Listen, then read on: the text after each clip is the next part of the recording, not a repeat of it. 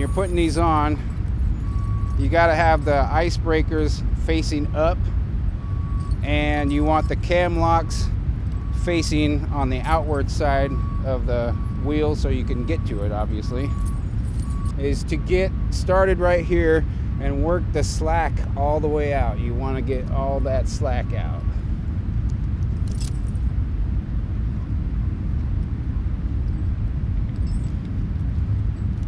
And make them as even across as possible. So when I put these on here, I want just a little bit tucked in down here to be able to start rolling up on.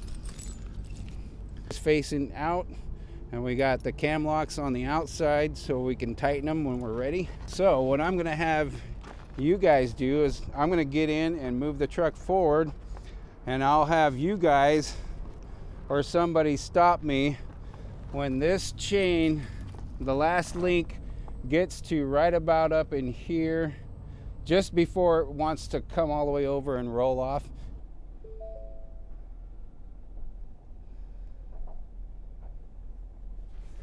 That's looking really good, so I'm going to go ahead and turn the truck off.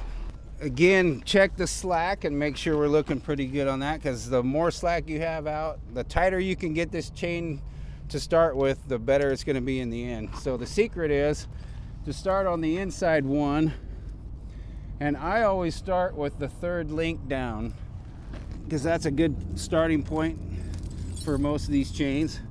And you hook the hook on the third one down, and then you're going to try to do the same thing on the outside. It doesn't always work, but once again, as soon as you got that one hooked, you're going to bring up your slack and get it even across as possible. See, I just got a whole bunch more right there, because this should be pretty evened out once we're done. That's the secret, is just to get that slack out of there, because then this sucker is going to be tight. And then we'll go with the third link down here to match the other side. And again, that doesn't have to be, you can, whatever link you can get. Sometimes you actually can get another link, and that's actually okay. It looks like I've got this one so good, you might as well use another link, because it's not going to really throw it off by one link to another on the other side, because it's going to be so tight that that won't make a difference. And then you got your cam lock tool, and you're going to go one by one and tighten these up. Sometimes the one on the bottom is kind of hard to get to.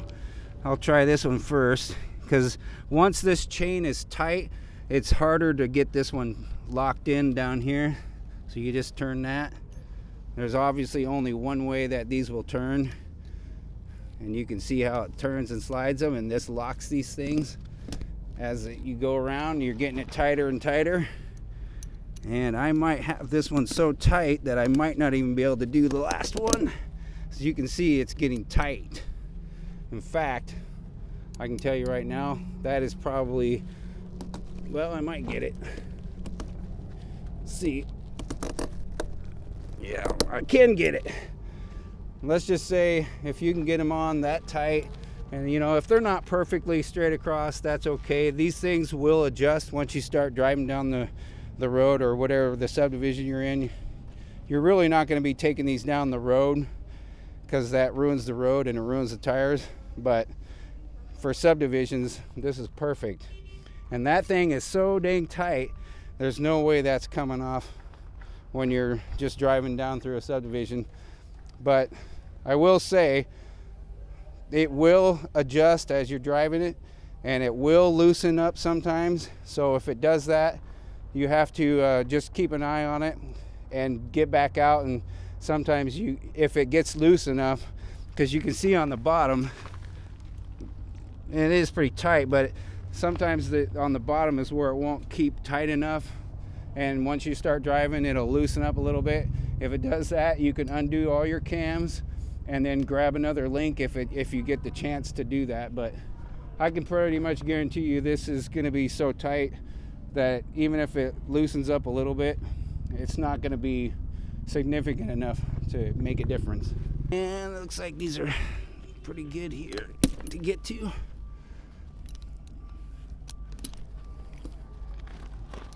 You can almost do these by hand once it's loosened.